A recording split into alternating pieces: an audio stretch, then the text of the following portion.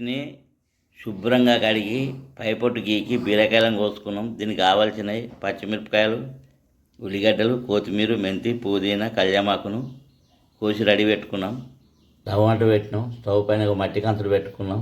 ఒక చెంచాడు ఎన్న, పావాడు నూనె, ఒక చెంచాడు పోపిత్తులు, అర చెంచాడు జీలకర్ర, పచ్చిమిరపకాయలు, ఉల్లిగడ్డలు, మెంతి, కళ్యామాకు, కొత్తిమీర, పుదీనా, చెంచాడు అల్లం వెల్లిపాయ, చెంచాడు ఇంగు, చెంచాడు పసుపు, విశ్వాసం విధంగా కొలియాలి. బీరకాయలు వేసుకోవాలి, ఇలా కలపాలి. అర చెంచాడు కారపొడి వేసుకోవాలి, తగినంత ఉప్పు వేసుకోవాలి. మొత్తం ఒక కలగలపాలి. పెట్టి చిన్న మంట మీద ఉడికించుకోవాలి.